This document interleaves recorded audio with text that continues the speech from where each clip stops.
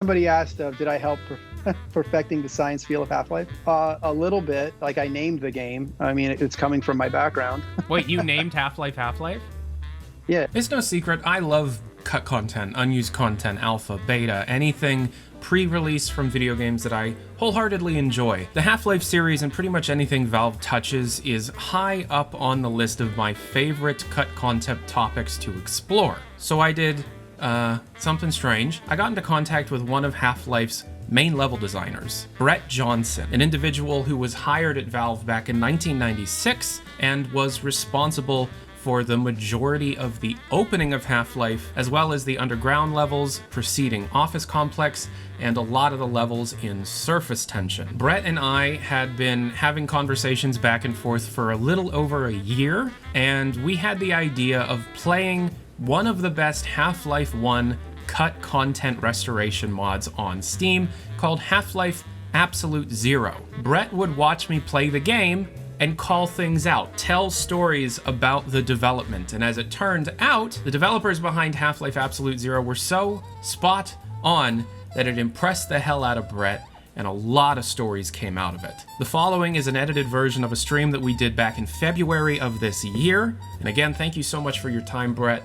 This was a really enjoyable experience for me, and hopefully we can do something like this again with the Surface Tension levels. Enjoy! Morning, Mr. Freeman. Looks like you're running late. Oh, yeah. Oh, wow. Mr. Johnson, correct me if I'm wrong, but you were one of the first people hired at Valve Software back in the 90s. That's true. I was officially employee number 14. I was actually there before that because I hired on initially as contractor until id wanted to hire me, and then they immediately made me full-time. I did a lot of level design. I started by building Doom levels. When the Quake engine came out, I started working on some Quake stuff just for fun. That's how I landed at Valve. It was all by accident. I had no intention of ever making games. Do you remember who reached out to you originally? My buddy Duncan.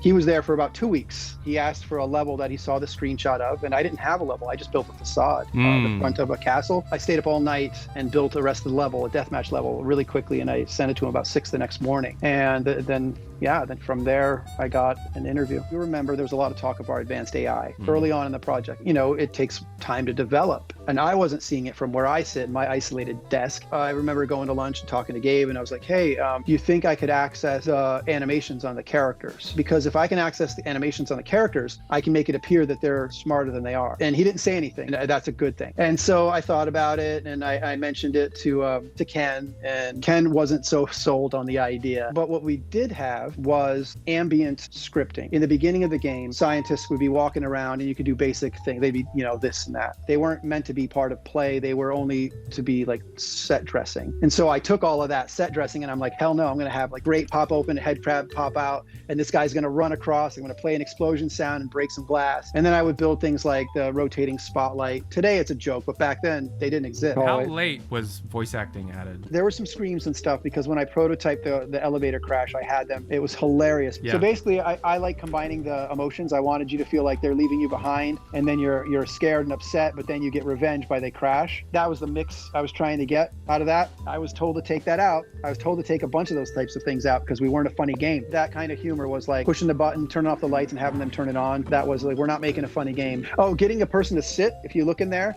that was a big deal. I built a chair, and I was like, if we can get a character to sit, that'll make it feel more real. And even then, it was like, well, why would you do that? Why would you want a character to sit? That's silly. One of them animated it to sit. And once we saw it, we were like, oh, even me, I was like, wow, that's much more powerful than I thought. Would that be 96 or 97? The end of November, 96. Yeah, Guthrie was there.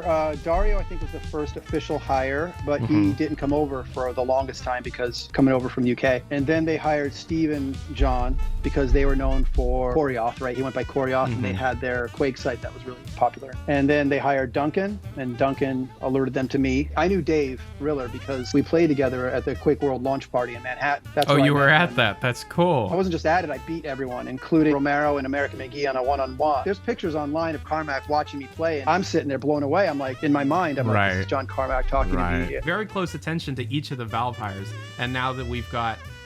oh, wow. This is... We can talk about that later. I know, but just like, that's a Half-Life deathmatch map, but it's textured Quake. Wow, you recognized it. Nice. Yeah. When I first built this, we didn't have multiplayer, so I built it in Quake. So I kind of tuned it to a lot of Quake weapons and then brought it back into Half-Life later. Oh, my slanted angles. Anybody who's built this stuff in Quake knows that it doesn't like off angles. Oh yeah, I remember this. So the whole point of this was to build a 50s missile silo, but as David pointed out early on in the development, he's like, there's no such thing. It didn't exist. And I was like, okay, well, he's smart. Let me go see what's going on with what can I do instead in lieu of that? So the idea is you go from labs, very white, and then I start introducing more of the tech panels. Yeah, did all this. I don't recall the black squares, whatever those are. But I think we had names on the lockers. I remember because they got shuffled around a little bit, and I put my name on there pretty early on. We're heading into the halls were thinner. I remember that. Yeah, they're thinner, and there's no floor venting. That Randy put that in. It's a nice touch. The cart was because on the way back you can push it as a barrier for the zombies. Yeah, it is. It's really wow. You can see the spark in there. Yep, that's right too. I don't know how the hell you did this with screenshots. Yeah, a lot of this stuff stayed. I mean, it's just, like I said, Randy went through and gave it a beauty pass. They added some nice little things, but the play didn't change a whole lot. But he asked, did I help perfecting the science feel of Half-Life? A little bit. Like, I named the game. I mean, it's coming from my background. Wait, you named Half-Life Half-Life?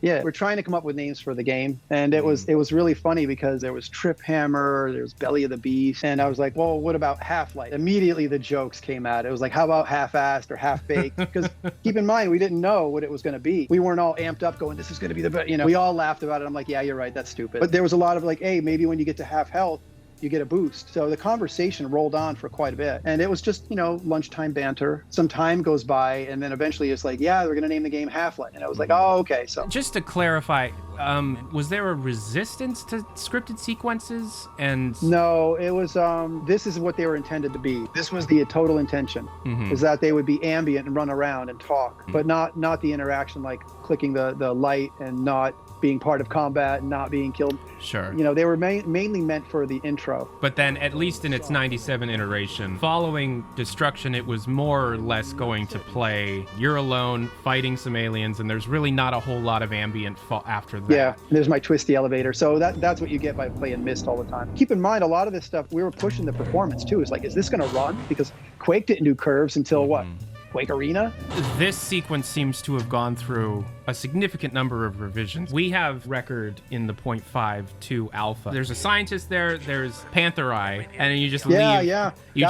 That's old prototype stuff. That was a different room though. That wasn't this. So they are probably cut and pasted geometry. There was another gadget in here that kind of pumped and moved around. It was, a little cheesy, but that was me tinkering. There was another project called Prospero. I saw a gadget that Randy built for it. So I took that and pasted it in here. So that's what the device is. That's me shamelessly stealing Randy's gadget and then modifying a little bit. And then I textured the room around that and built the pipe. Then that's where the lab, this part came from. At some point in 97, there was a pretty significant hard reset on the game's development. So the theory was you put enough smart people in a room, they'll create something great. In our case, it didn't come together as cohesively as we would have liked. We were all pretty much working independently. Everybody had a slightly different take on what the game could be. At the end of our first year, we had a review of all of the levels and all the designers, and it took 2 days. And we all sat behind Gabe as he sat in his big, beautiful chair with a huge monitor and playing our stuff. The first day didn't go very well. Everybody had something good or great, but I think the second day is when Gabe played my prototypes and all that interaction seemed to spark something. And I think it was at that point, all of the stuff he'd seen over those 2 days gelled in some way that he was like, Brett, you go off and you talk to Ken about that scripting system you're talking about. And then shortly after, the Cabal was formed and all production stopped.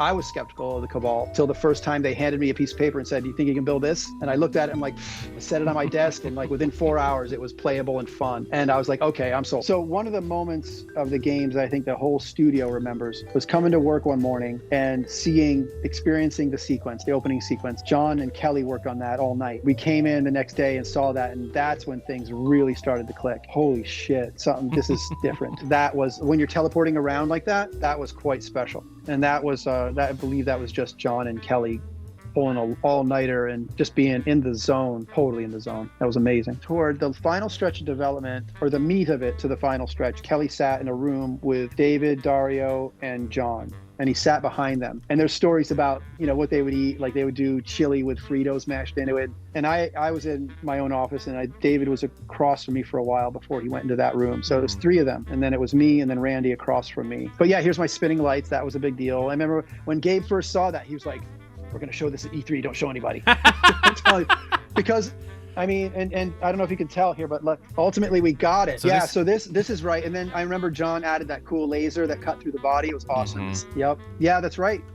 You didn't do the crowbar first. We changed that. We wanted to slow it down a bit. Yep. This is all just through screenshots. This is just through very low resolution magazine screenshots. It's amazing. I mean, it's a labor of love right there. Yeah. The door was blown off. Yep. The decals, sparks. Yep. Radiosity was so much fun.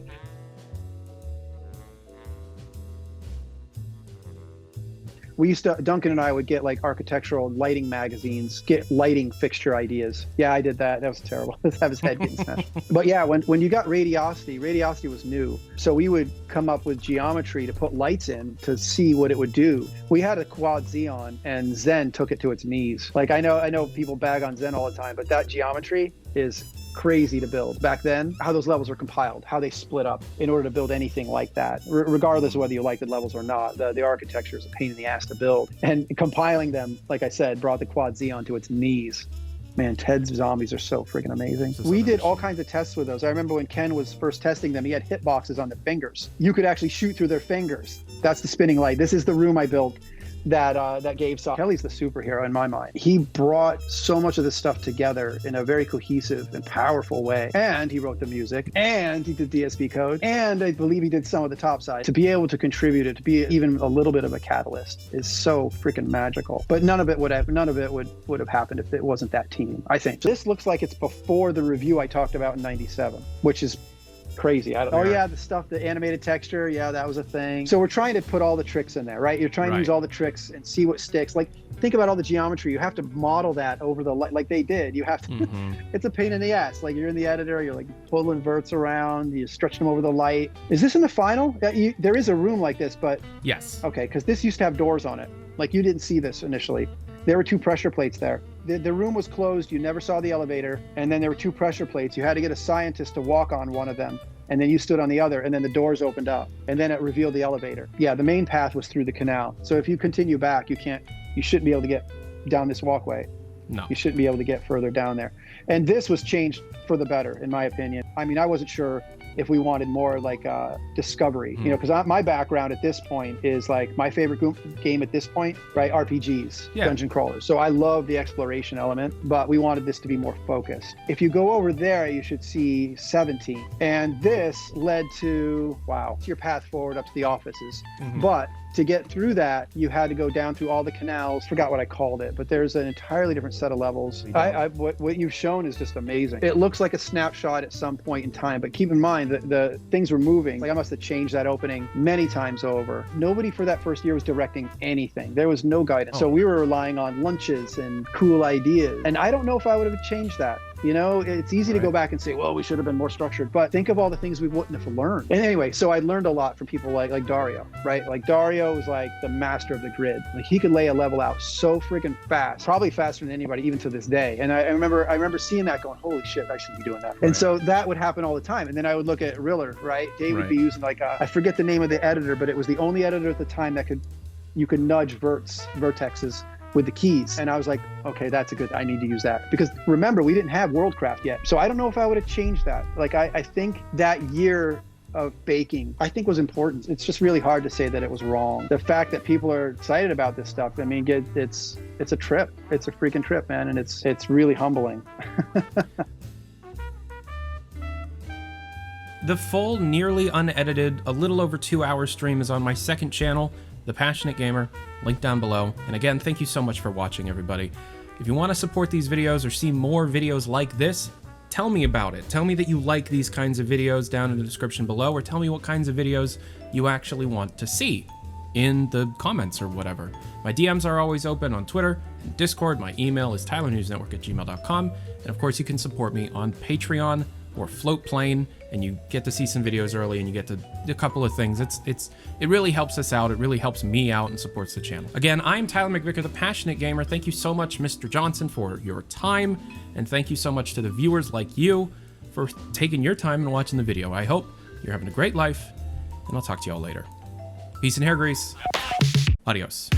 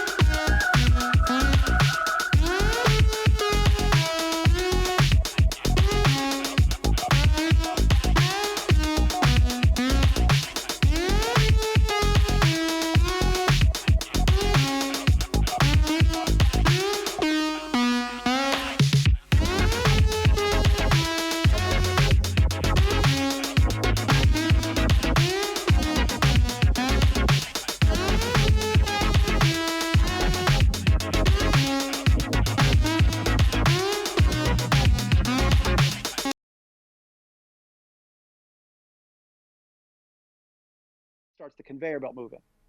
So it's a two-step process. You start the machine, hit this lever, the conveyors start moving, and that's, you see stuff like this, right? That's what there are these boxes. This is actually in the final game.